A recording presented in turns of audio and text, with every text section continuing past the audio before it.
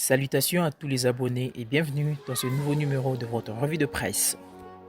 Un autre binational jette son dévolu vers la République démocratique du Congo. Michel-Ange Balikwisha frappe à la porte de la sélection.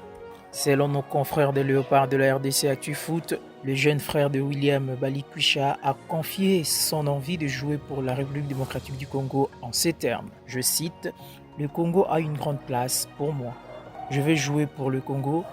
Dans ma famille, j'étais le premier enfant à dire que je veux jouer pour le Congo un jour. Je n'ai pas eu de contact avec la sélection malheureusement, mais c'est le moment.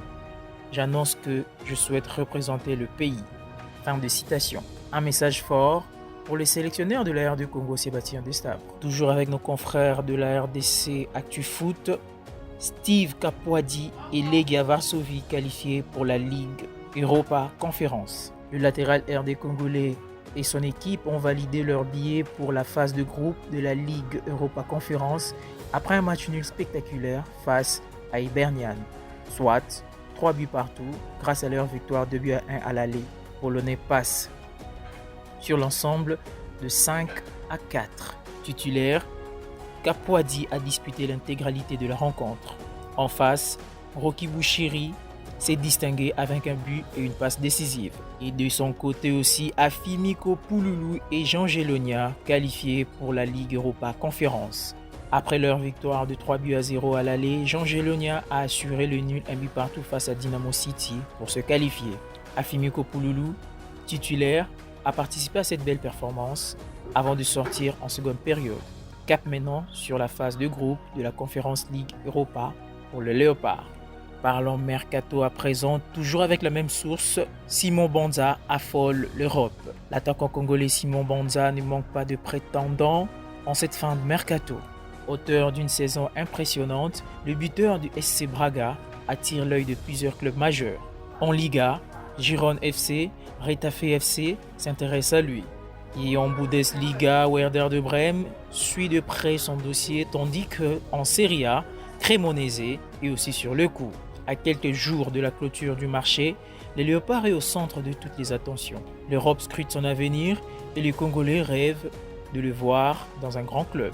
Le Panathinaikos cible Cédric Bakambu, toujours selon nos confrères des Léopards de la RDC ActuFoot. Le club grec souhaite recruter l'attaquant congolais cet été, mais Bakambu prend le temps d'étudier plusieurs propositions avant de trancher sur son avenir. Bonne nouvelle pour Théo Bongonda qui poursuit sa convalescence avec succès. Le Congolais récupère mieux après sa blessure au tendon d'Achille, survenue en juin face au Mali. Son retour à la compétition est prévu pour septembre selon Spartak Moscou. Recruté en 2023 pour 7,5 millions d'euros, il affiche déjà 69 matchs, 16 buts et 6 passes décisives avec le club russe. Malgré un état physique encore fragile, Bongonda figure parmi les 25 Léopards retenus pour les 2 matchs décisifs de septembre.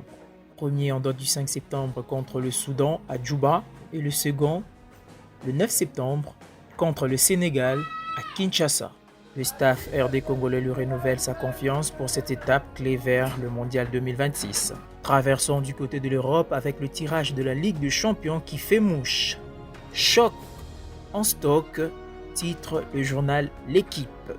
Le PSG ira visiter le Barça et recevra le Bayern, tandis que Marseille et Monaco affronteront le Real Madrid de Kylian Mbappé, mais aussi Liverpool ou Manchester City. Soirée de gala en vue, sur la route d'une qualification à la phase d'élimination directe. La phase de groupe se déroulera du 16 septembre 2025 jusqu'au 29 janvier 2026. Pour rappel, les 36 équipes seront mélangées dans une seule et même poule à l'issue de la saison régulière. L'équipe classée première à la 8e place seront directement qualifiées pour le 8e de finale. De la 9e à la 24e place, les équipes se qualifient pour les barrages.